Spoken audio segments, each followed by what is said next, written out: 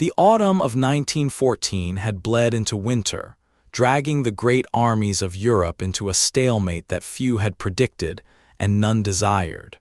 By December, the mobile war of the opening months, the frantic clashes on open fields, the cavalry charges, and the rapid shifting of battalions had ground to a halt. In its place, a scar had been carved across the face of Europe, running from the Swiss border all the way to the North Sea. This was the Western Front, a jagged line of opposing trenches separated by a desolate strip of earth known as No Man's Land. To understand the events of that December, one must first understand the ground itself. The region of Flanders, where the British Expeditionary Force largely found itself, was low-lying and waterlogged. As the heavy rains of November poured down, the trenches ceased to be fortifications and became open sewers. Men stood knee-deep in freezing sludge that smelled of cordite, rotting vegetation, and the unburied dead. The clay soil did not drain, it held the water, creating a quagmire that sucked at boots and chilled the bone. For the soldiers huddled in these ditches, the war had shrunk to a very small, very miserable world. It was a world of sandbags, wet wool, and the constant, biting fear of sniper fire or the sudden shriek of an artillery shell. The optimism that had sent young men marching to recruiting stations in August, the widespread belief that the fighting would be over by Christmas, had evaporated. The reality of industrial warfare had set in. Machine guns, capable of firing hundreds of rounds a minute, had made open movement suicidal. Heavy artillery, firing high-explosive shells from miles away, churned the landscape into a lunar surface of craters and mud. The soldiers on both sides were exhausted. The British regulars, the old contemptibles as they called themselves, had suffered heavy casualties holding the line at Ypres. The French were bleeding white in Artois and Champagne. The Germans, having failed to take Paris, were digging in to hold the territory they had seized. Yet, despite the ferocity of the battles fought in October and November, a strange phenomenon began to develop as the holidays approached. This was early in the war, before the use of poison gas, before the introduction of sinking passenger liners, and before the years of grinding attrition had hardened hearts into absolute hatred. The opposing lines were often incredibly close, sometimes no more than 30 or 40 yards apart. In such proximity, the enemy was not a faceless abstraction. He was a man you could hear coughing in the night. You could smell his breakfast cooking. You could hear the clatter of his equipment and the murmur of his conversation. This intimacy bred a peculiar kind of relationship. In quieter sectors, a live and let live system had already begun to emerge informally. Snipers might deliberately fire high. Artillery crews might shell the same empty patch of ground at the same time every day, a tacit agreement to make noise for headquarters without actually killing anyone. But these were isolated incidents, unauthorized and fragile. The high commands on both sides were determined to keep the fighting spirit aggressive. General Sir Horace Smith-Dorrien, a British Corps commander, issued explicit orders in early December warning against friendly intercourse with the enemy. He feared that if the troops became too familiar with the Germans, the fighting edge of the British army would be blunted. But the generals were far behind the lines, housed in shadows with warm fires and dry beds. They could not control the weather, and they could not control the post. As Christmas approached, the rain finally stopped. A sharp frost settled over Flanders, freezing the liquid mud into solid earth. For the first time in weeks, men could walk without sinking. The air grew crisp and clear. Dustings of snow began to coat the parapets and the tangled wire in No Man's Land, hiding the scars of the battlefield under a pristine white blanket. At the same time, an unprecedented logistical operation was underway. The war had sparked a massive outpouring of support from the home front. In Britain, sheer tons of mail and parcels were being shipped across the Channel. There was a national initiative, spearheaded by Princess Mary, the 17-year-old daughter of King George V. She had organized a public fund to ensure that every soldier and sailor serving overseas received a gift.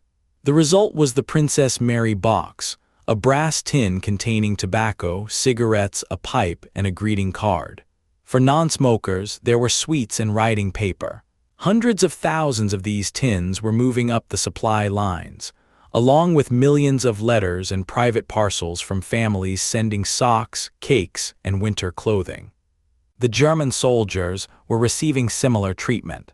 The Kaiser had ordered that Tannenbaums, small Christmas trees, be sent to the front to boost morale.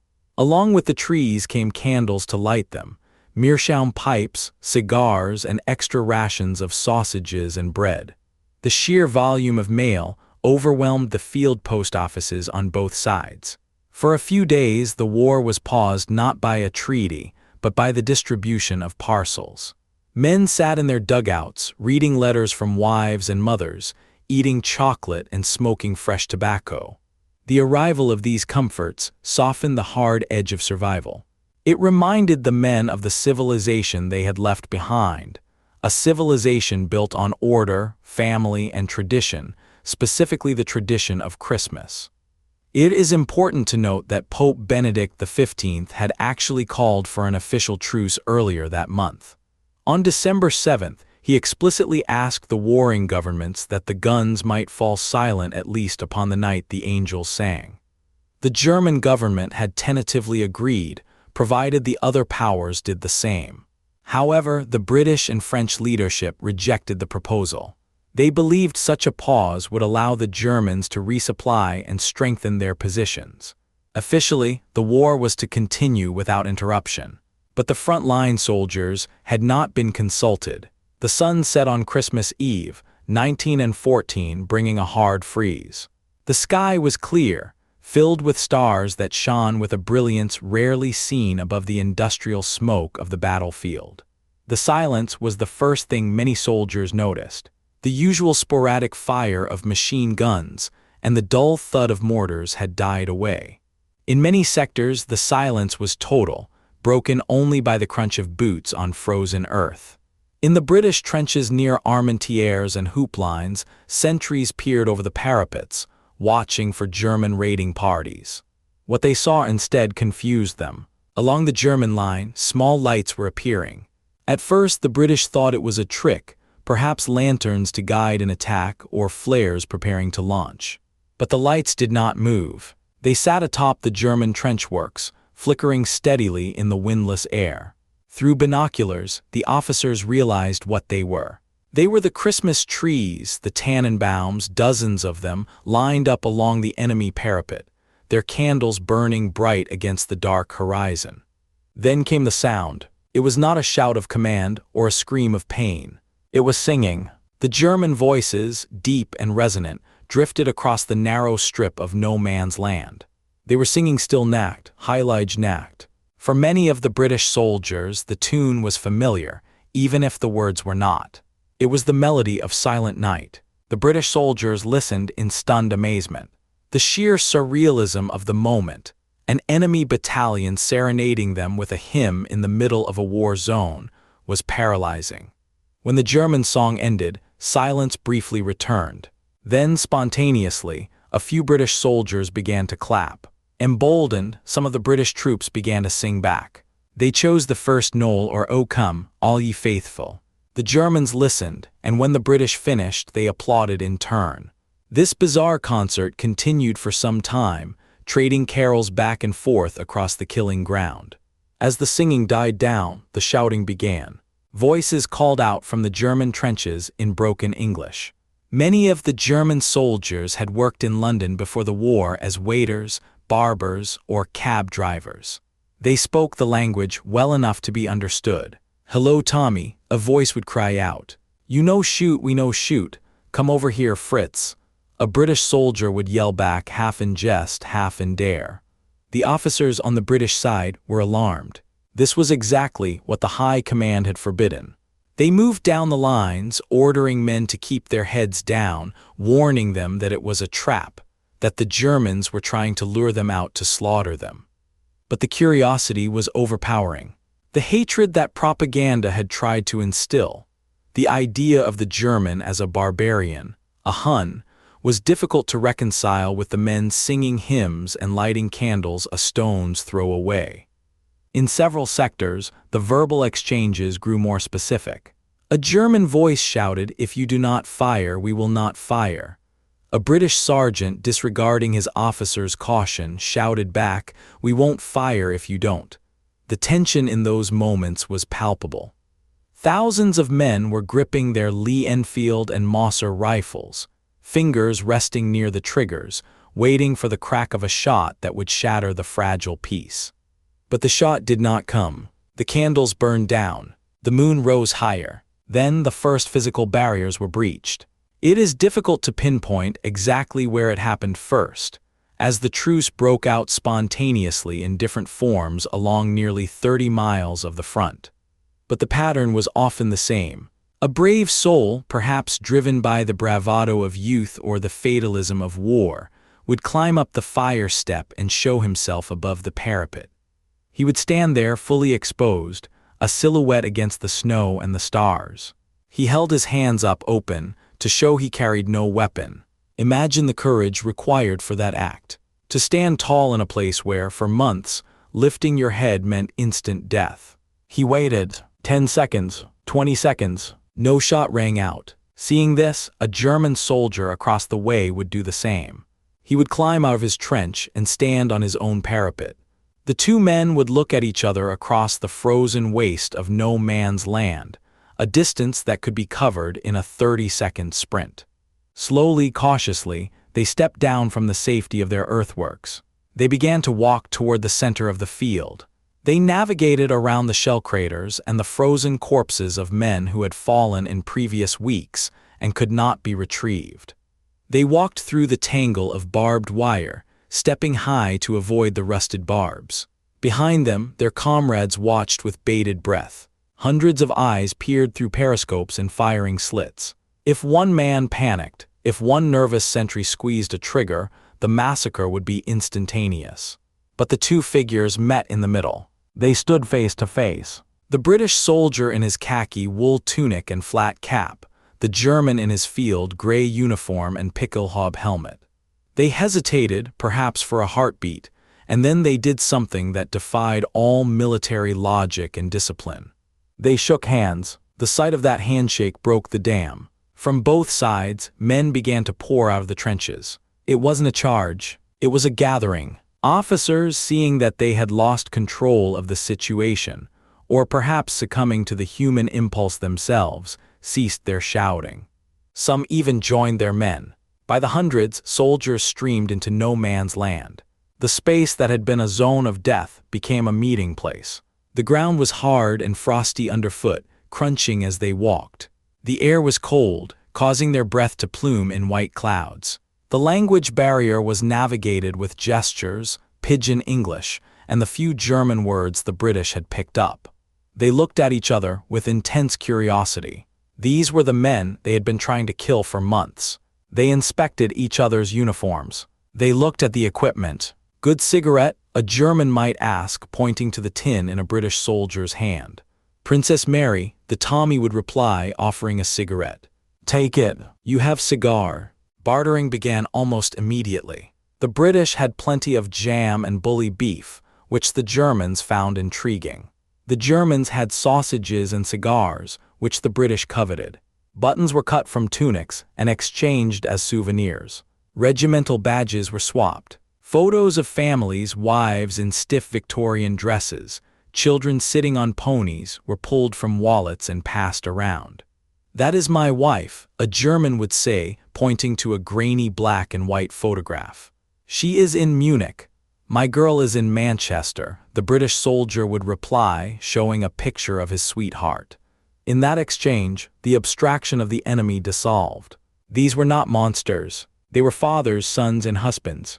They were covered in the same mud, freezing in the same cold, and longing for the same homes. As the night wore on, the gatherings grew larger. In some places, bonfires were lit in the middle of no man's land, fueled by broken ammunition crates and shattered fence posts. Men stood around the fires, warming their hands, mixing freely. The flicker of the flames illuminated a scene that would have been unimaginable just 24 hours earlier, enemies sharing the warmth of the same fire. One British soldier, writing in a letter home, described the sensation as being in a dream. He wrote that it felt as if he were waking up from a nightmare, and that the war was a distant memory, even though the loaded machine guns were only 50 yards away. But amidst the fraternization, there was a grim practicality. The truce provided an opportunity that both sides desperately needed. Scattered across no man's land were the bodies of the fallen. Some had been there for weeks, decomposing in the mud, now frozen into grotesque shapes. The truce allowed burial parties to go out without fear of being shot. Soldiers from both sides worked together to dig graves in the frozen earth. It was hard work. The ground yielded reluctantly to the spades. They gathered the bodies, identifying them where possible. British and German chaplains stood side by side, reading the burial service. The 23rd Psalm was recited in English, and then in German. "The Lord is my shepherd, I shall not want. Der Herr ist mein Hirt, mir wird nichts mangeln." This shared mourning cemented the bond of the truce. To bury the dead is a fundamental human duty, and performing it together created a sense of shared suffering. It was an acknowledgement that death did not distinguish between the uniforms. As dawn approached on Christmas morning, the mist lay thick over the fields of Flanders. The sun rose as a pale, watery disk, struggling to penetrate the fog. One might have expected the truce to end with the coming of the light, for the magic of Christmas Eve to dissipate with the sunrise. But as the soldiers woke in their dugouts and looked out, they saw that the peace was holding. In fact, it was spreading. Word of the truce traveled down the lines. In sectors where the fighting had continued through the night, the silence of the neighboring units was noticed. Messages were shouted across. "They are not shooting up north. Why are we fighting?" The 24th of December had been the prelude. Christmas Day itself would see the truce blossom into something even more extraordinary. The morning of the 25th was crisp. The frost was heavy, turning the barbed wire into glittering garlands of ice. The soldiers, emboldened by the events of the previous night, did not wait for darkness to venture out. After their breakfast rations, perhaps supplemented by the gifts they had received, they climbed out into the open daylight. This time, the interactions were more organized. Officers from opposing sides met in the middle of no man's land to establish boundaries and ground rules.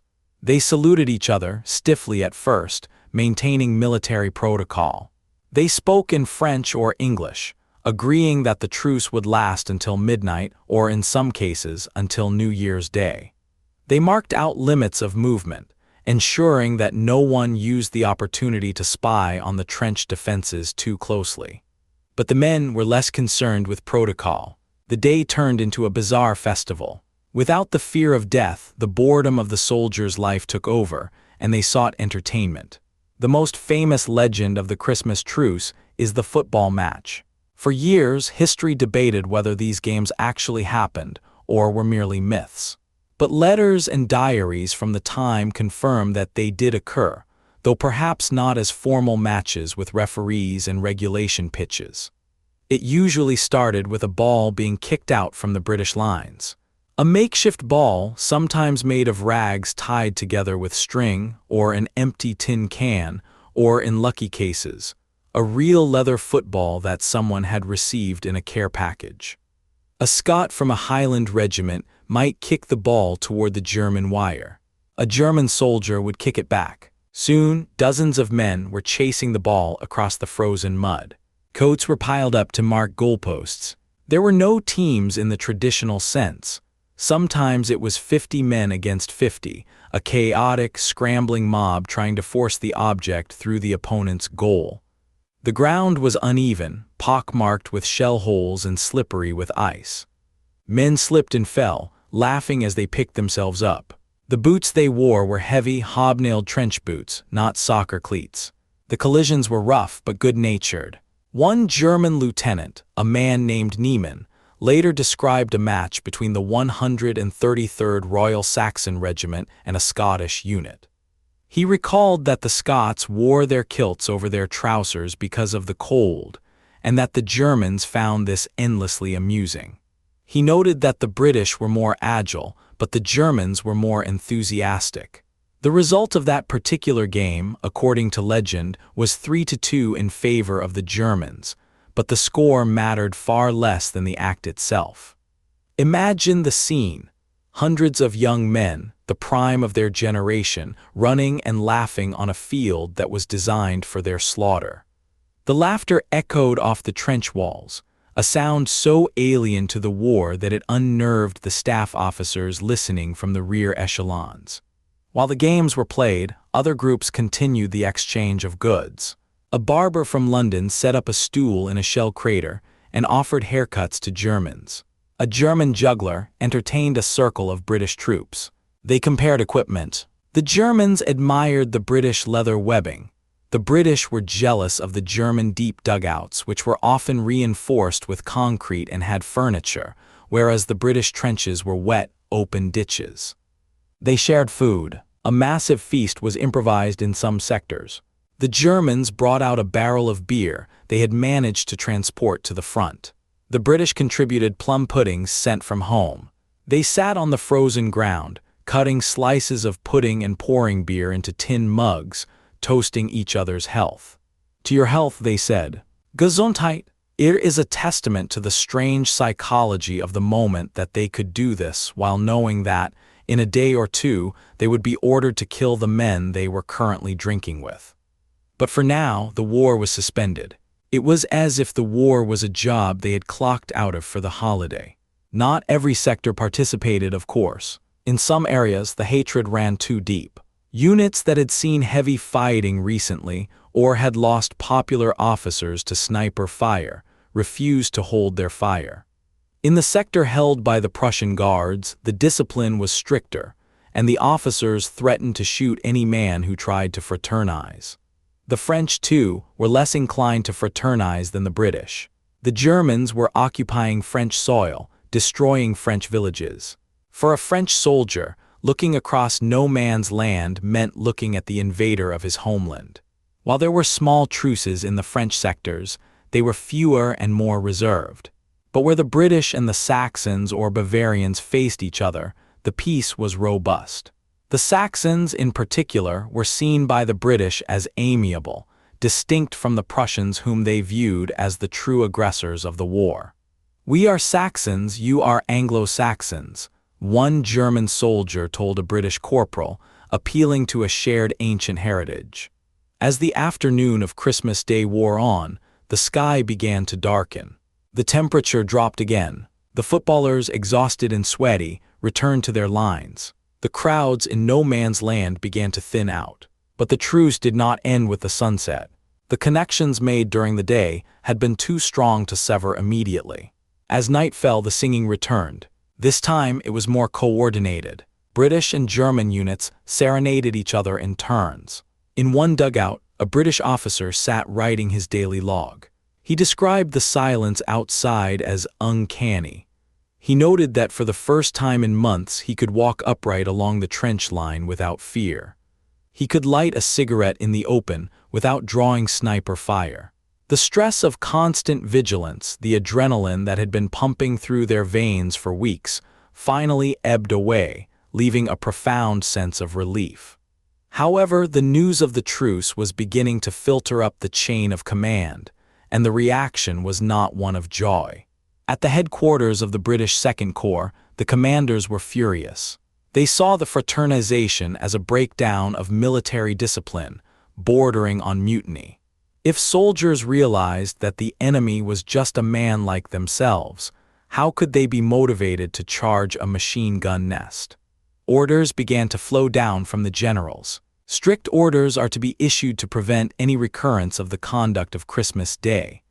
Officers allowing fraternization will be court-martialed.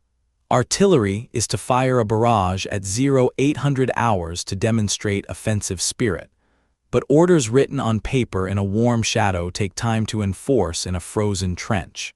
The soldiers on the ground were reluctant to restart the war. On Boxing Day, December 26th, the truce held in many places. The men did not venture out into no man's land as freely as they had on Christmas, but they did not shoot. A tacit agreement remained: if you don't start, we won't. In one sector, a British captain fired 3 shots into the air and put up a flag that said "Merry Christmas." The German captain opposite him stood on the parapet, bowed, and fired 2 shots in the air. This signaled that the holiday was technically over, but the killing did not resume immediately. The artillery was the problem. The artillery crews were often located miles behind the front lines. They had not met the enemy. They had not shaken hands or shared beer. They were simply following firing coordinates. When the headquarters ordered a bombardment, they fired. As the shells began to fall again, landing in the trenches and in no man's land, the reality of the war crashed back in. The soldiers in the front lines huddled in their dugouts, cursing the artillery. They knew that once the shelling stopped, the retaliation would begin, and the cycle of violence would restart. Yet even then, there was resistance. There are accounts of German soldiers shouting across to the British, apologizing for the artillery fire. "We are sorry. It is not us. It is the artillery," they yelled. In the days that followed Christmas, the weather turned worse. The frost gave way to rain again, and the trenches flooded once more. The misery returned. The comfort of the parcels was consumed, the chocolate eaten, the tobacco smoked. The Christmas trees on the German parapets were taken down or knocked over by shell blasts. The high command on both sides took steps to ensure this would never happen again. Units that had been too friendly were rotated out of the line and sent to other sectors where the fighting was fiercer. Strict punishments were threatened for any communication with the enemy. The propaganda machine kicked into high gear, churning out stories of German atrocities to reignite the anger in the British troops. But for those few days in December 1914, something remarkable had occurred. It was not a political statement. It was not a mutiny organized by revolutionaries. It was a spontaneous assertion of humanity. It was thousands of ordinary men, cold and tired, deciding that for one day they would rather sing carols and play football than kill each other. It was a moment that captured the imagination of the world, even as the war grew darker and more terrible in the years that followed. It stood as a melancholic reminder of what could have been, a glimpse of a different world where conflicts were settled with a handshake rather than a bayonet. As the new year of 1915 dawned, the truce faded into history. The war would drag on for another 4 years. Millions more would die. The mud of Flanders would swallow an entire generation. The men who had shaken hands in no man's land would soon be firing at each other again, and many of them would not survive to see another Christmas. But the memory of the lights on the parapets, the sound of silent night drifting across the frozen fields, and the sight of enemies standing together under the winter sky remained. It became a legend, a story passed down through the survivors, a testament to the fact that even in the midst of the greatest slaughter in history, the human spirit could still flicker, however briefly, against the dark. The sun rose on the first days of 1915 over a landscape that was grimly determined to return to the business of killing. The frost that had paved the way for the Christmas truce had thawed, turning the fields of Flanders back into a gray, clinging soup of mud. The strange, fragile peace that had held for nearly a week in some sectors began to fray, not because the men wanted it to, but because the machinery of war was too vast and too powerful to be halted by the goodwill of the infantry. In the early weeks of January, a curious and dangerous game was played along the line. The soldiers who had exchanged gifts and addresses were now expected to snipe at those same men. It was a psychological burden that many found impossible to bear immediately. There are recorded instances where British units would hoist a board above the parapet with a message painted in whitewash. "We are relieved. The Saxons are going. Prussians coming. Give them hell." It was a warning to their friends across the wire that the truce was over, not by choice, but by the rotation of troops. The incoming units, fresh from the depots or transferred from bitter fighting in the south, had no such connection to the enemy. They fired without hesitation. The high command, both British and German, was ruthless in stamping out the lingering embers of the truce. General Sir Horace Smith-Dorrien issued a memo that was read to officers down the line. It stated that friendly intercourse with the enemy was destructive to discipline, and that any officer allowing it would be subject to court-martial. The message was clear: the enemy is not a human being to be bartered with, he is a target to be destroyed. To enforce this, the generals increased the quota of aggression. Units were ordered to conduct trench raids, violent, stealthy incursions into the enemy lines at night to capture prisoners, destroy machine gun nests, and generally spread terror. A trench raid was the antithesis of the Christmas spirit. It was a brutal, close-quarters affair. Men would blacken their faces with burnt cork, arm themselves with clubs, trench knives, and grenades, and crawl on their bellies through the freezing slush of no man's land. The objective was not to hold ground, but to kill and disrupt. These raids shattered the live and let live atmosphere. When a unit lost men to a night raid, throats slit in the dark or blown apart by a sudden grenade, the desire for revenge quickly overrode the memory of shared cigarettes. The trust required for a truce evaporated. If you could not trust the enemy not to creep into your dugout at 3 in the morning, you certainly would not stand on the parapet to sing carols with him. The war also began to change shape physically. In 1914, the trenches had been hasty ditches, often shallow and unconnected. By the spring of 1915, they were evolving into complex subterranean cities. The engineers arrived with timber, corrugated iron, and concrete. The trenches were deepened to 7 or 8 feet. Fire steps were built, revetments reinforced with sandbags, and dugouts burrowed deep into the earth to provide shelter from the ever-increasing weight of artillery. The soldiers were disappearing from the surface of the earth. The war became a troglodyte existence. This deepening of the defenses meant that the enemy was seen less and less. In December, men had stood head and shoulders above the parapet. By February, showing a head meant inviting a bullet from a sniper. The Germans, in particular, had mastered the art of sniping. They equipped their best marksmen with telescopic sights and steel plates with small loopholes. These men would wait for hours, motionless, for a British soldier to make a mistake. A flash of a cap, a careless hand raised to point out a landmark, and the crack of a Mauser rifle would end a life. This invisible death bred a paranoia that hardened the soul. You could not empathize with a man you never saw, a man who hunted you like game. The weather in those early months of 1915 was an enemy in itself. The rain was relentless. In the low-lying sectors, the water table was so high that digging down meant striking water almost immediately. Men lived in waders, standing in thigh-deep water for days on end. Trench foot became a scourge. It was a condition caused by prolonged exposure to damp and cold, where the circulation in the feet shut down. The flesh would turn red, then blue, and finally gangrenous. Thousands of men were evacuated not because of bullets, but because their feet were rotting inside their boots. The shared misery of the weather, which had fostered a sense of solidarity at Christmas, now just ground the men down into apathy. As spring approached, the British Army prepared for its first major offensive of the new year. The objective was a small village called Neuve-Chapelle. The plan was to break the German line, capture the high ground of Aubers Ridge, and perhaps restore the war of movement that the generals still dreamed of. It was here in March 1915 that the true face of industrial warfare revealed itself, burying the memory of the Christmas Truce under a storm of steel. For the first time, the British concentrated a massive amount of artillery on a narrow sector. Hundreds of guns were brought up in secret. At 7:30 in the morning on March 10th, the sky was torn apart. The bombardment was unlike anything seen in history up to that point.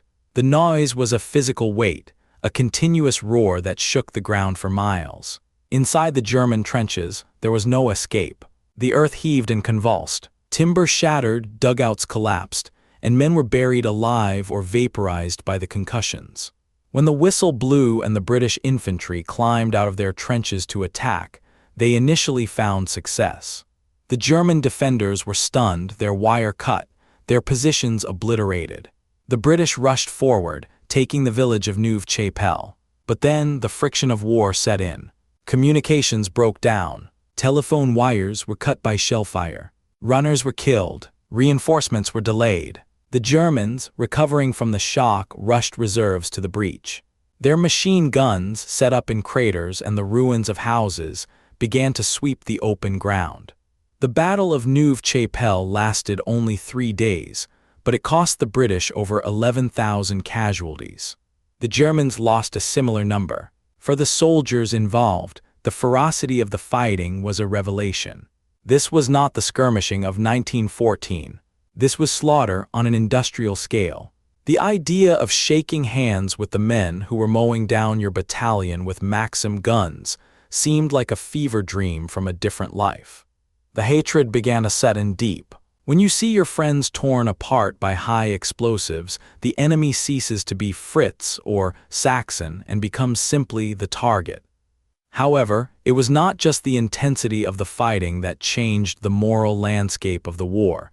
It was the introduction of a new horror. In April 1915, the war moved to the Ypres salient, the same ground where the truce had been most observed just 4 months prior.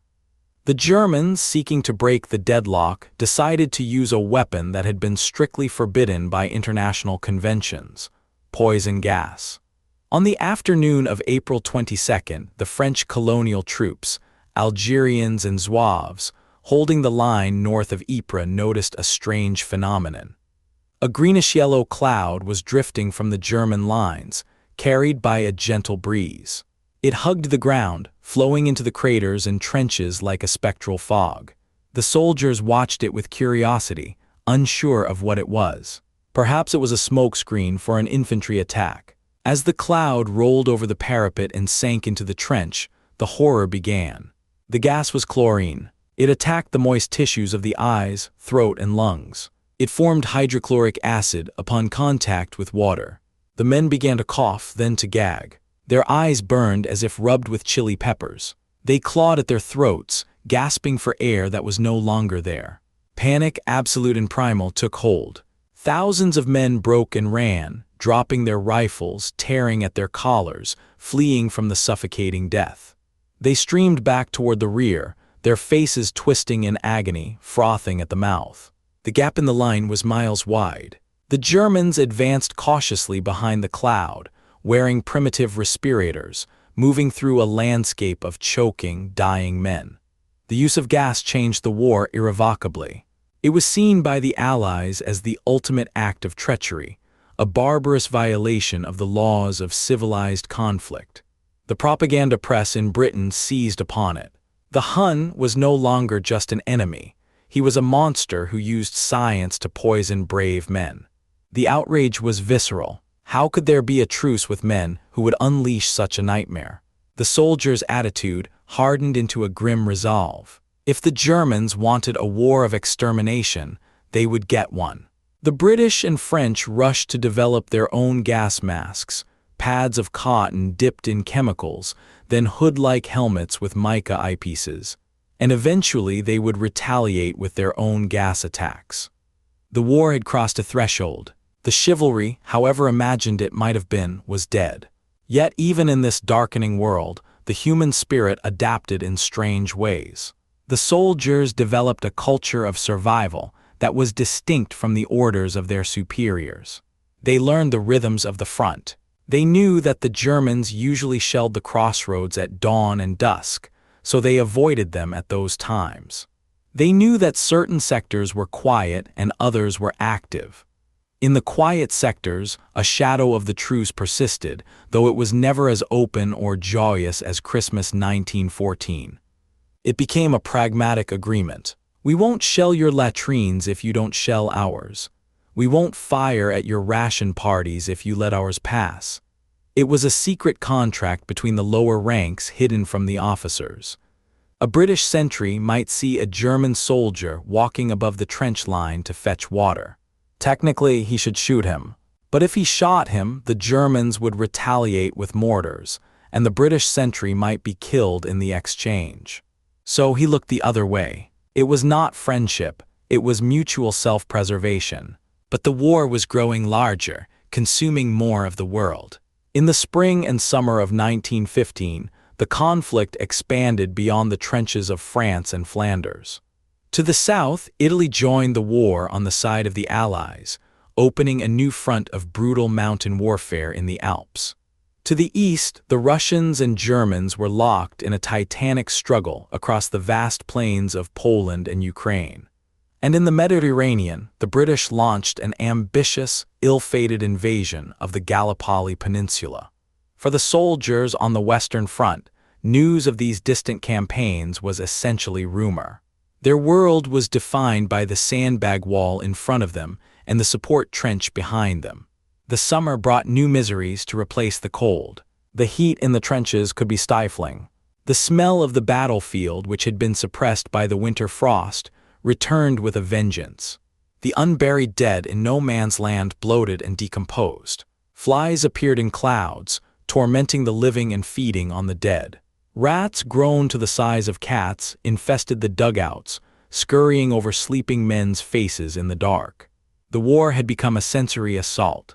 The constant noise of artillery, the smell of chloride of lime used to sanitize the trenches, the stench of decay, the taste of stale water and tinned beef.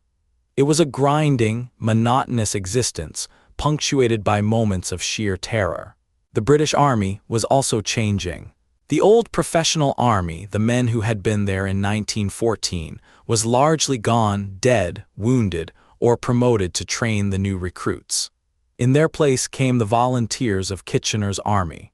These were the men who had answered the call of the posters, the clerks, miners, factory workers, and students who had joined up in a wave of patriotism. They were eager, but they were inexperienced. They arrived at the front in late 1915, wide-eyed and nervous. The veterans looked at them with a mix of pity and cynicism. These new men had not seen the truce. They had been fed on newspaper stories of German atrocities. They arrived ready to fight the baby killers, as the press called the enemy. The institutional memory of the handshake was fading, replaced by the doctrine of the bayonet. One of the most tragic aspects of 1915 was the Battle of Loos in September. It was meant to be the great breakthrough that would end the war before another winter set in. The British used poison gas for the first time, but the wind shifted, and in some places the gas blew back onto their own trenches. The infantry attacked with incredible bravery, advancing across open fields into the teeth of German machine guns. There is a story from Loos that illustrates the tragedy of the conflict. The British units, many of them Scottish regiments, advanced in perfectly dressed lines, pipes playing. The German machine gunners were horrified by the sheer bravery and the sheer waste. They fired until the water in their cooling jackets boiled away. They fired until the barrels glowed red. Thousands of Scots fell in rows, like wheat before a scythe. After the battle, some German machine gunners were reportedly found weeping at their guns, traumatized by the sheer volume of killing they had been forced to do. It was a massacre that laid bare the futility of the tactics of the time. As the second Christmas of the war approached in December 1915, the atmosphere was radically different from the previous year. The High Command was taking no chances. Orders were issued weeks in advance. Absolute prohibition of fraternization. Artillery bombardments were scheduled for Christmas Eve and Christmas Day to ensure there was no silence in which to sing carols. The sentries who peered into the dark on Christmas Eve 1915 did not see candles. They saw the flash of gunfire. They did not hear Silent Night. They heard the scream of shells. In a few isolated spots, there were half-hearted attempts. A German shout of Merry Christmas English might be heard. A tin of bully beef might be thrown into no man's land. But there were no meetings in the middle. The trust was gone. The graves dug in 1914 had been churned up by the shelling of 1915. The land itself had been erased. The war had settled into a grim, mechanized rhythm.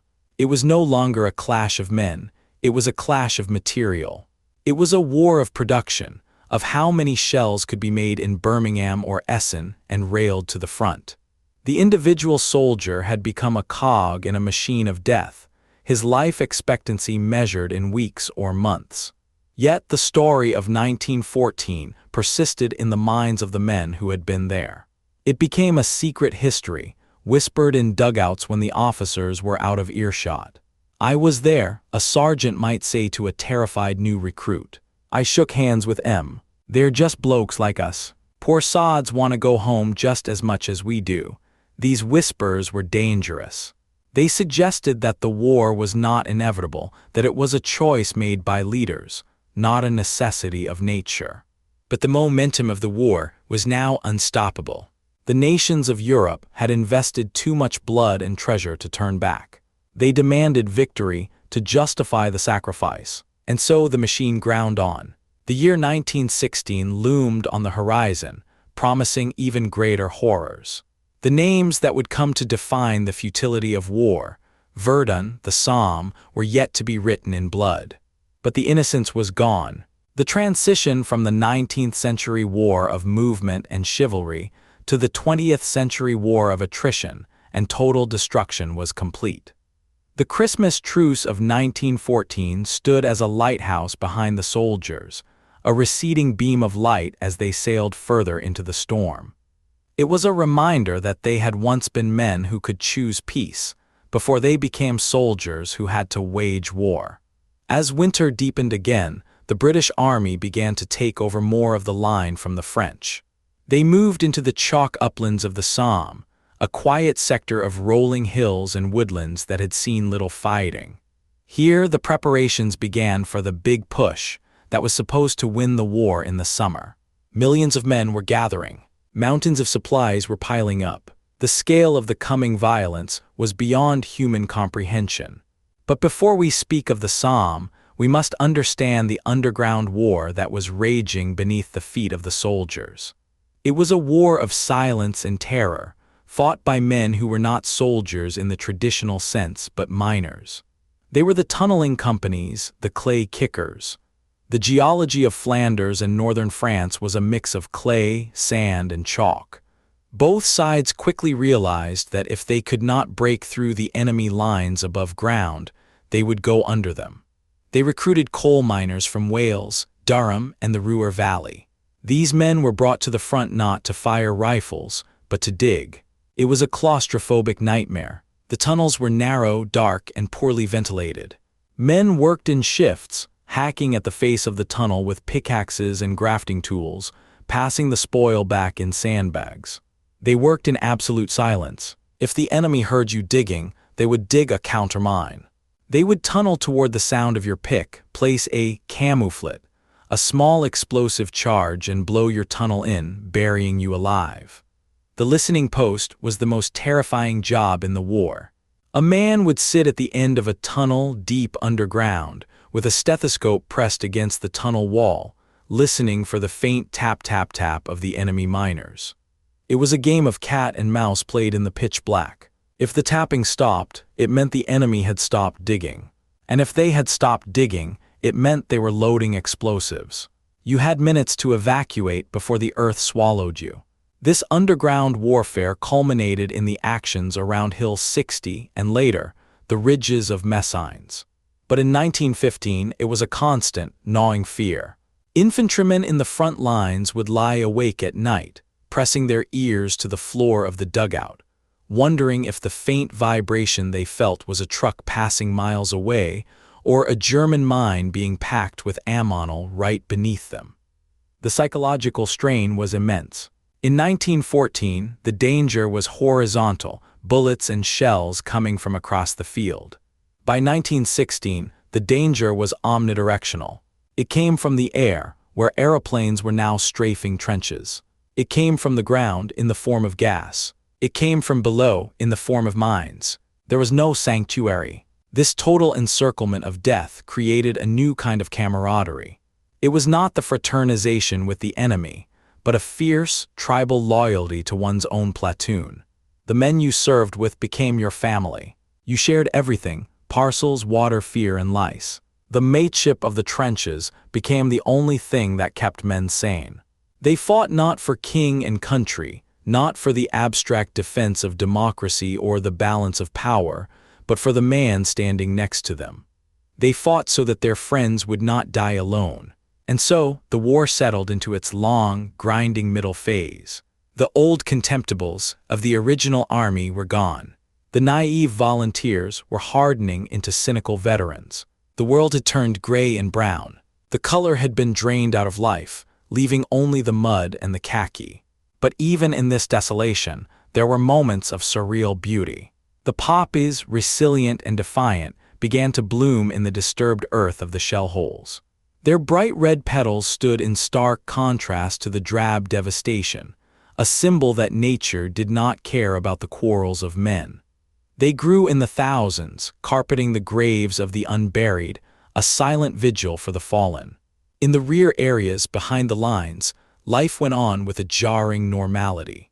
Soldiers on leave or rotation would find themselves in French villages that were untouched by shellfire. They could buy wine, eat eggs and chips, and talk to women. But they found it increasingly difficult to relate to civilians. How could you explain the smell of the trenches to someone who had never been there? How could you describe the sound of a barrage? A gap was opening up between the soldiers and the civilians, a gap of understanding that would haunt the post-war world. The soldiers were becoming a lost generation, separated from the society they were protecting by the unspeakable experiences they endured. As the nights grew shorter and the ground began to dry in the late spring of 1916, the eyes of the British Army turned toward the Somme. The French army was bleeding to death at Verdun, a meat grinder of a battle that the Germans had launched specifically to bleed France white. The British were under immense pressure to launch their own attack to relieve the pressure on their ally. General Douglas Haig, the new commander of the British forces, planned an offensive that would dwarf everything that had come before. It would be the decisive battle. It would break the German line, send the cavalry pouring through into the open green fields beyond, and end the war. The preparations were meticulous. The optimism was high. But the men in the trenches, the men who had learned the hard lessons of 1915, felt a gnawing dread. They looked at the German positions on the ridges above the Somme, deep, fortified and bristling with wire, and they wondered if any bombardment could truly destroy them. They wrote their letters home, trying to reassure their mothers and wives. "Don't worry about me," they wrote. "We have a big show coming up and it will all be over soon." They checked their equipment. They sharpened their bayonets. They waited. And in the distance, faint but persistent, the memory of a silent night in Flanders 1914 seemed like a ghost, a phantom of a world that had committed suicide, leaving these men to walk into the fire. The summer of 1916 brought a terrifying beauty to the region of Picardy. Unlike the flat, waterlogged clay of Flanders where the armies had stagnated for 2 years, the Somme was a land of rolling chalk downs, woodlands, and flowing rivers. It was a canvas of green and gold, dotted with sleepy villages that had, until now, escaped the worst ravages of the conflict. In late June, the sun shone with a brilliance that mocked the preparations taking place beneath it. The fields were thick with red poppies and blue cornflowers, waving gently in the warm breeze, oblivious to the millions of men and the thousands of tons of steel gathering to destroy them. The British Army that assembled here was a new creation. The professional soldiers of 1914 were gone, buried in the graves of Ypres and Loos. This was the army of the volunteers, the PALS battalions. These were units formed from men of the same town, the same factory, the same football club, or the same school. They had enlisted together, trained together, and now they marched to the front together. There were the Grimsby Chums, the Glasgow Tramways Battalion, the Accrington Pals. They were the best of Britain's youth, eager, patriotic, and devastatingly inexperienced. They believed in the plan. They believed in the big push. The plan was simple, or so it seemed to the generals. For 7 days and 7 nights, the British artillery would hammer the German lines. It was to be the greatest bombardment in the history of warfare. Over 1,500,000 shells would be fired. The logic was cold and mathematical. Nothing could survive such a storm. The German wire would be cut to ribbons. The German trenches would be pulverized. The German soldiers would be concussed, buried, or dead. When the guns stopped, the British infantry would simply walk across no man's land, take possession of the ruined defenses, and open the gate for the cavalry to ride through into the open country behind. For the men waiting in the assembly trenches, the bombardment was a spectacle of awe and terror. The horizon was a continuous sheet of flame. The noise was not a series of explosions, but a solid wall of sound that vibrated in the chest and rattled the teeth. It went on day and night, a ceaseless drumming that made sleep impossible. To the watching infantry, it seemed impossible that any living thing could exist on the other side of that inferno. They wrote letters home expressing sympathy for the poor Fritz enduring the barrage. They were told that their job would be merely to occupy, not to fight. But the geology of the Somme held a secret. The Germans, industrious and far-sighted, had been digging for 2 years. They had realized that the chalk soil was easy to work, but hardened upon exposure to air. They had dug deep, 20, 30, sometimes 40 feet down. They had built staircases into the earth, leading to cavernous dugouts reinforced with concrete and steel. These underground fortresses were equipped with electric lights, ventilation, and water supplies. While the surface of the earth was churned into a moonscape by the British shells, the German defenders sat deep underground, playing cards, trembling with the concussions, but alive. More critically, the British shells were failing. Many were defective, filled with sawdust or poor-quality explosives by factories rushing to meet quotas. They hit the soft ground and failed to detonate, or they exploded without cutting the thick, barbed wire that protected the German lines. The impenetrable storm was, in tragic reality, a loud but ineffective drumroll warning the enemy of what was to come. The morning of July 1st, 1916, dawned with a mist that burned off to reveal a perfect summer day. The sky was a piercing blue. Larks were heard singing high above the trenches during the brief pauses in the firing, a detail that survivors would recall with haunting clarity for the rest of their lives. The contrast between the serenity of nature and the violence of man had never been sharper. At 7:30 in the morning, the bombardment reached a crescendo and then, suddenly, lifted. The silence that followed was heavy and ominous. Along 17 miles of the front, whistles blew. Over the top, lads, the British soldiers climbed out of their trenches. They did not run. They had been ordered to walk. Each man carried nearly 60 pounds of equipment: sandbags, shovels, ammunition, wire cutters, rations, water. They were beasts of burden, top-heavy and slow. They formed into long, straight lines, bayonets glinting in the sunlight, and began the slow trudge across the grassy expanse of no man's land. Deep underground, the German sentries heard the silence.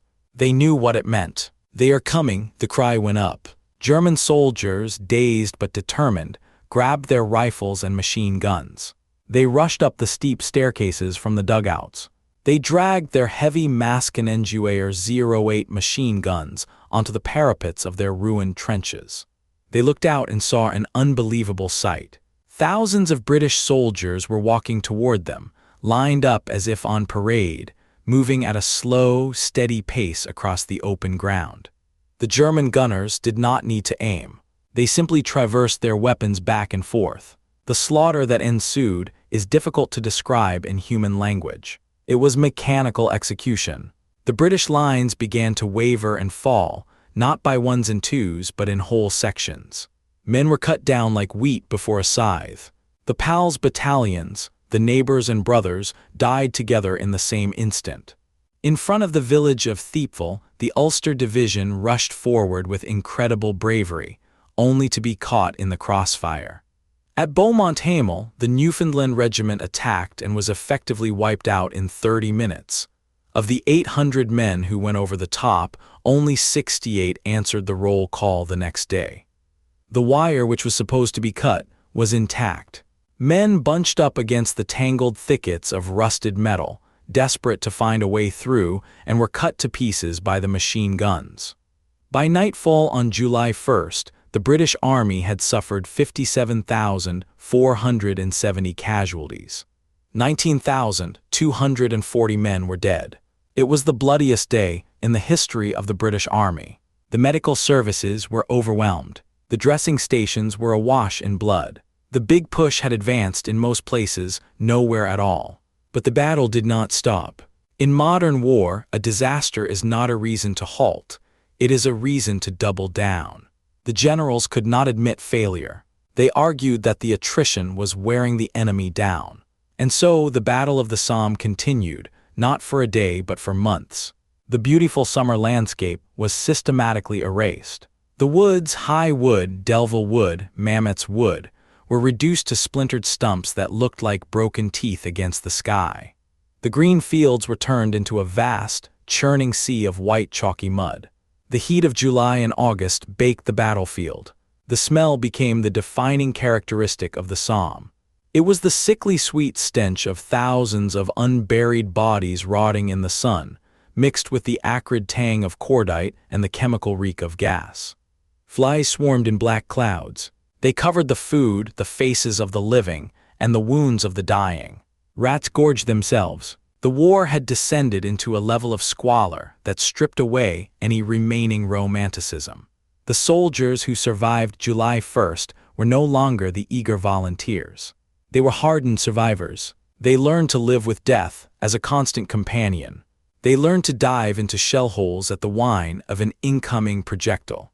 They learned to kill with spades, clubs, and grenades in brutal hand-to-hand, fighting for a few yards of ruined trench. The Christmas Truce mentality was utterly dead here. There was no mercy on the Somme. The hatred was fueled by the sheer scale of the loss. When a soldier saw his entire platoon wiped out, he did not want to shake hands with the enemy. He wanted to annihilate him.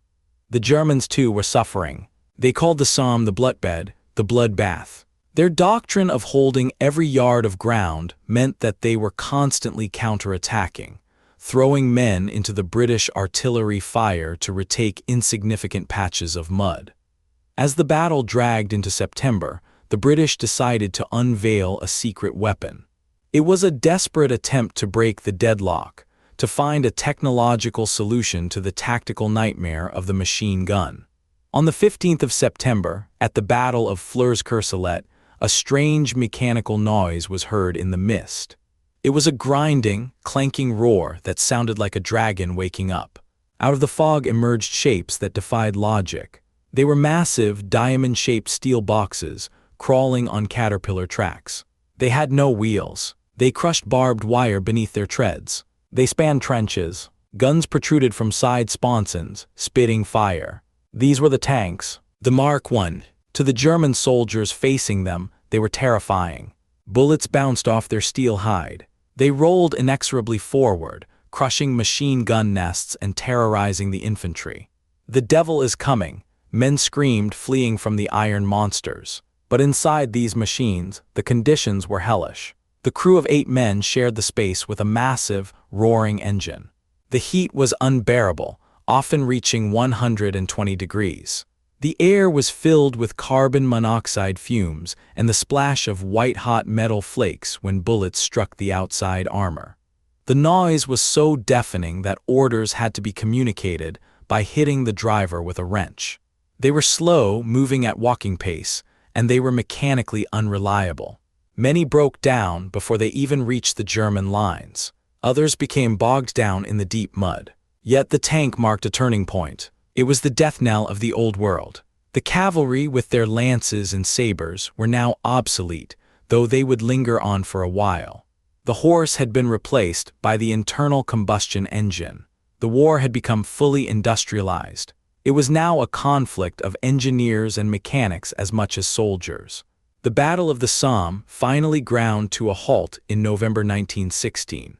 The winter rains had returned, turning the battlefield into an impassable quagmire where men could drown in the mud if they slipped off the duckboards. The British had advanced at most 7 miles. They had failed to break the German line. The cost was over 400,000 British casualties. The French lost 200,000. The Germans nearly 500,000. Over 1 million men killed or wounded for a patch of ground that one could walk across in an afternoon. The year 1916 ended in exhaustion. All the armies were spent. The enthusiasm of 1914 was a distant memory. The grim determination of 1915 had turned into a fatalistic endurance. The soldiers on both sides were now old men, regardless of their age. They had seen the worst that humanity could do to itself. The home fronts, too, were changing. The lists of the dead in the newspapers were too long to read. Everyone knew someone who had died on the Somme. The mourning was universal. In Britain, the government introduced conscription. The war could no longer rely on volunteers. It now demanded the service of every able-bodied man. The net widened, pulling in older men, married men, men who had no desire to fight. As the third Christmas of the war approached, there was no talk of a truce. The very idea seemed absurd, almost offensive to the memory of the dead. The propaganda was relentless. The enemy was evil. The war must be won. However, the nature of the fighting began to shift again as 1917 dawned. The Germans, realizing they could not sustain another Somme, made a strategic decision. They initiated a massive engineering project behind their lines, the Hindenburg Line. This was a defensive position of unprecedented strength, built with concrete bunkers, deep belts of wire, and carefully sited machine gun zones. In early 1917, they conducted a strategic withdrawal to this new line, shortening their front and leaving behind a scorched earth.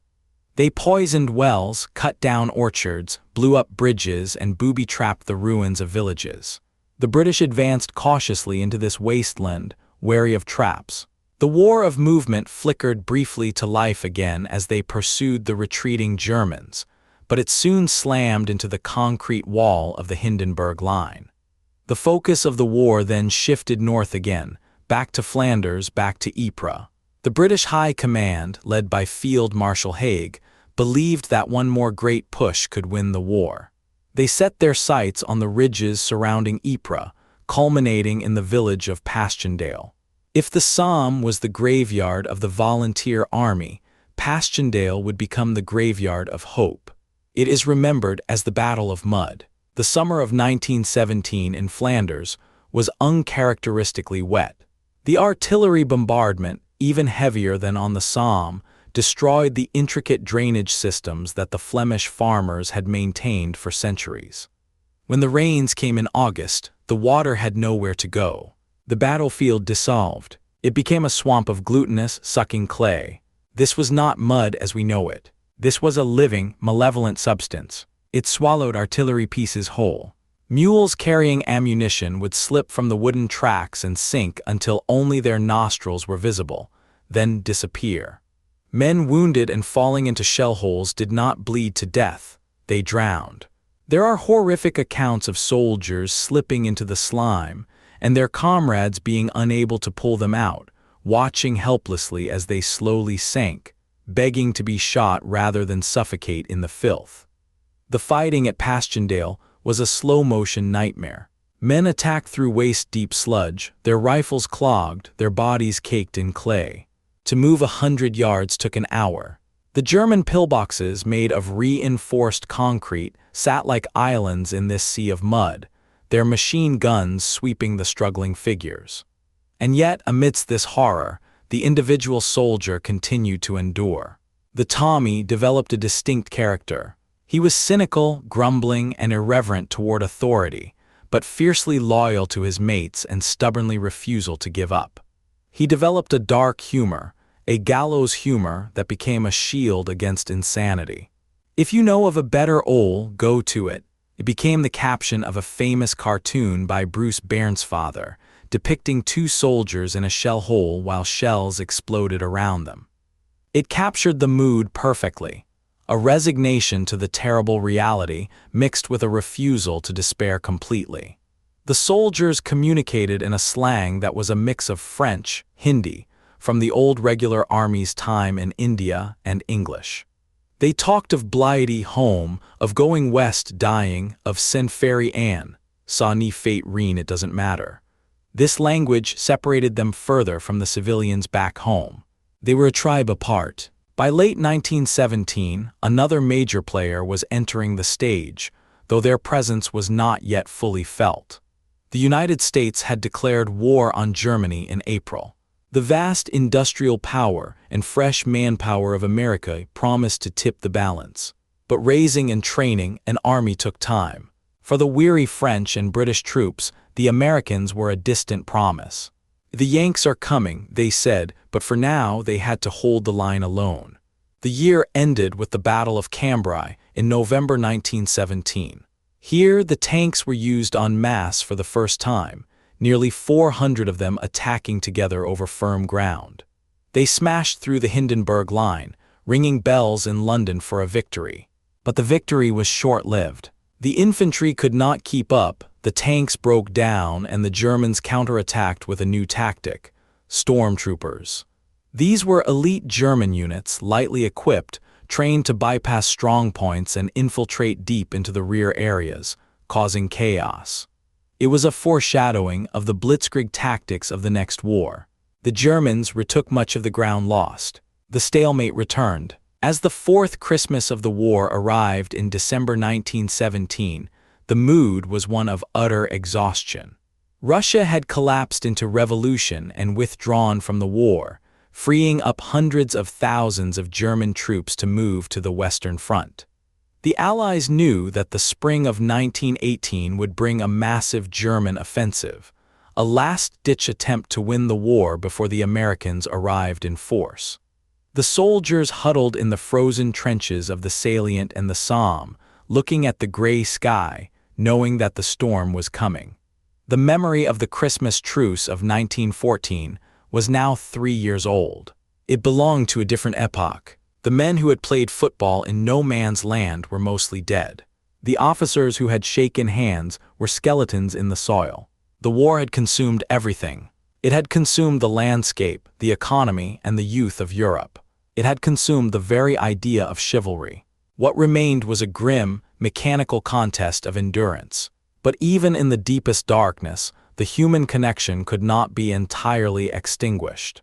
It survived in the small acts of kindness between soldiers, the sharing of the last cigarette, the writing of a letter for a wounded friend, the carrying of a man to the aid post under fire.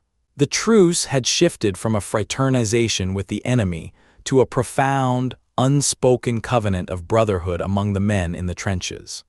They were bound together by a shared suffering that no one else could understand. The stage was set for the final act. The year 1918 would see the return of movement, the breaking of the lines, and the final collapse.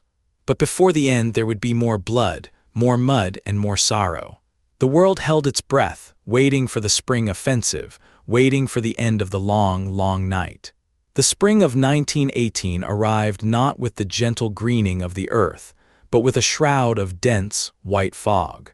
It was the 21st of March. Along the Somme sector, the British troops stood in their trenches, straining their eyes against the opaque mist. The silence was heavy, but it was a deception. Behind the gray curtain, the German army had assembled a force of titanic proportions. This was the Kaiserschlacht, the Emperor's battle. It was a desperate, all-or-nothing gamble to win the war before the sheer weight of American manpower could crush them. At 4:40 in the morning, the world ended. The German bombardment that opened the spring offensive was the most concentrated unleashing of firepower in the history of warfare. Over 6,000 guns fired simultaneously. They did not just target the front lines, they fired deep into the rear, hitting command posts, artillery batteries, and communication hubs. They fired a mix of high explosives and gas, phosgene and mustard gas, that settled in the valleys and blinded the defenders. Then came the stormtroopers. These were not the overburdened infantry of 1916, walking in lines. These were elite specialists, the Stoßtruppen. They carried light machine guns, flamethrowers, and bags of grenades. They did not attack strong points. They flowed around them like water, infiltrating through the gaps in the fog, isolating the British defenders and cutting off retreat. The British Fifth Army shattered. For the first time in 4 years, the stalemate of the trenches was broken. The war of movement had returned, but for the Allies it was a catastrophe. The front line dissolved. British units, confused and outflanked, retreated in disorder. They fell back across the old battlefields of the Somme, back over the craters of 1916, giving up in days ground that had cost thousands of lives to take years earlier. Panic began to spread. The Germans advanced 40 miles in a matter of days, a distance unimaginable in the trench warfare era. They captured vast stockpiles of British supplies. Starving German soldiers stopped to gorge themselves on British cheese, wine, and white bread, realizing for the first time just how well-provisioned their enemy was compared to their own blockade-starved rations. By April, the situation was critical. The Germans were within shelling range of Paris. The Big Bertha guns, massive railway artillery pieces, began to drop shells on the French capital, terrifying the civilian population.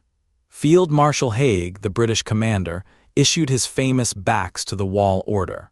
"With our backs to the wall and believing in the justice of our cause," he wrote, "each one of us must fight on to the end." It was an admission that there was nowhere left to run. But the German offensive had a fatal flaw. They had the tactics to break the line, but they lacked the logistics to sustain the advance. They had no tanks to exploit the breach. They had few trucks. Their supplies were drawn by horses that were starving and dropping dead from exhaustion. The stormtroopers, the spearhead of the attack, were exhausted. They had outrun their artillery and their food. As they looted the British depots, discipline began to break down. The momentum slowed, and then the balance of the world tipped. Into the gaps of the shattering Allied line marched a new kind of soldier. They were tall, well-fed, and brash. They wore clean uniforms and wide-brimmed campaign hats. They were the Americans, the doughboys. They arrived not in companies but in divisions, thousands upon thousands of them pouring off the ships in French ports. At the Battle of Belleau Wood in June 1918, the United States Marines met the German advance. The fighting was savage. The Marines, ignorant of the cautious tactics learned by the French and British over 4 years, attacked with a ferocity that stunned the Germans. They suffered horrific casualties, charging into machine gun fire, but they did not stop. They cleared the wood with bayonets and shotguns, earning the nickname Teufelshunden, devil dogs, from their enemies. The psychological impact of the Americans was decisive. The Germans knew they were running out of men. They were drafting teenagers and old men. Meanwhile, the Allies had a seemingly inexhaustible supply of fresh troops arriving from across the Atlantic. The German High Command, led by General Ludendorff, realized that their gamble had failed. They had punched a massive hole in the Allied line, but they had not broken the Allied will. The turning point came on the 8th of August, 1918, the Battle of Amiens. The German historian Ernst Jünger would later call it the Black Day of the German Army. The Allies launched a counteroffensive, but it was different from the battles of the past. It was a symphony of destruction. The British, Canadians, Australians, and French attacked together. They used hundreds of tanks, not as clumsy monsters, but as mobile fortresses screened by smoke and supported by aircraft attacking ground targets. The artillery did not fire a long warning bombardment. They fired a sudden, rolling barrage that crept ahead of the infantry. The German front collapsed. Entire divisions surrendered en masse. The morale of the German soldier, which had held firm through 4 years of hell, finally snapped. They were tired. They were hungry. They saw the tanks, the planes, and the endless waves of fresh enemies, and they knew it was over. Officers lost control of their men.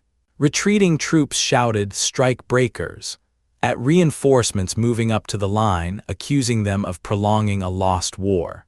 The final months of the war, from August to November, became known as the 100 Days Offensive.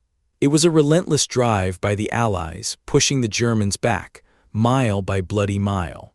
They broke the Hindenburg Line, the impregnable fortress system. They crossed the St. Quentin Canal, where British troops stormed the steep banks in life jackets taken from cross-channel ferries. Yet even in these final weeks, the killing remained industrial. The Germans fought a desperate rearguard action.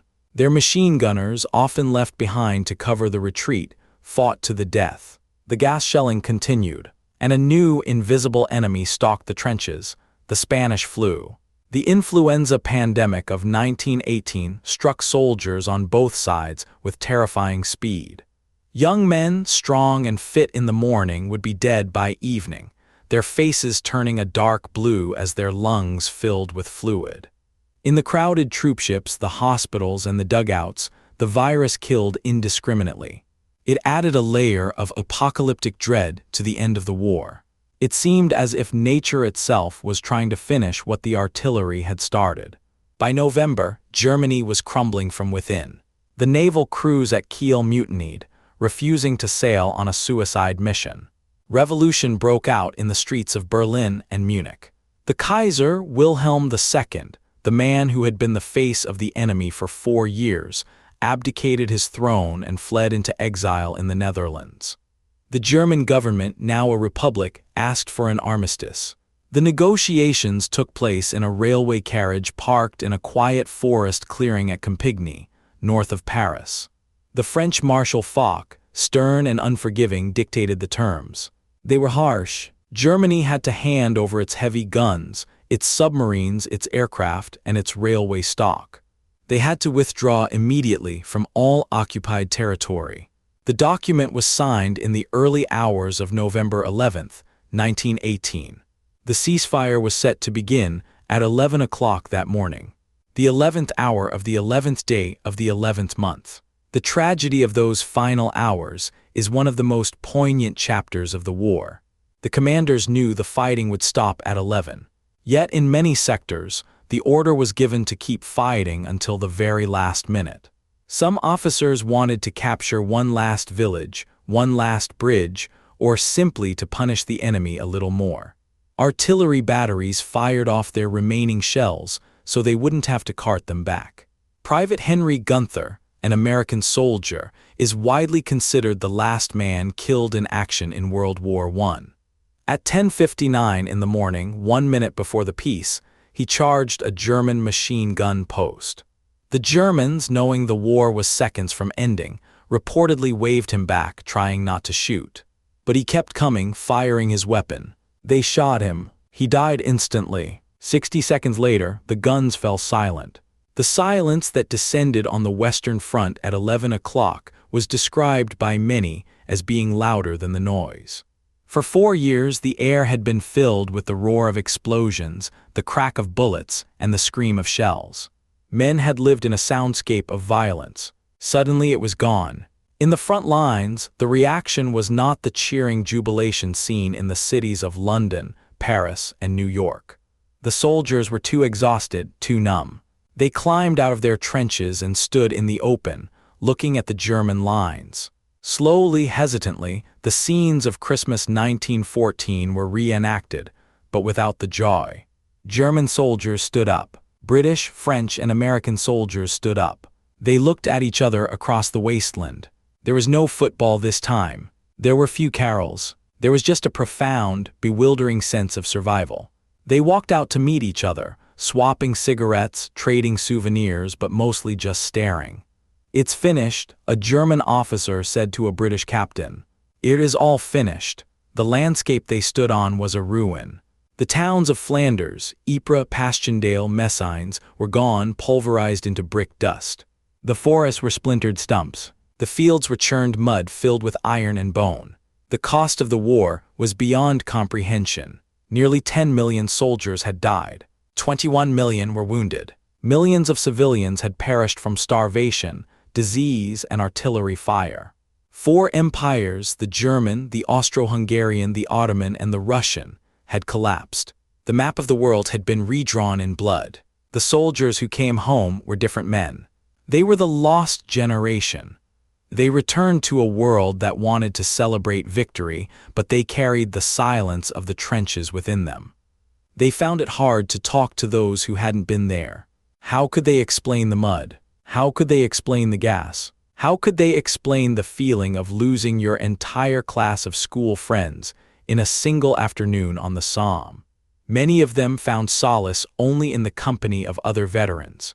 The British Legion and similar organizations were formed, not just to lobby for pensions, but to provide a place where men could sit together in silence and be understood.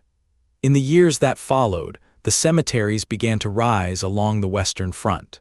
The Imperial War Graves Commission, now the Commonwealth War Graves Commission, undertook the massive task of burying the dead.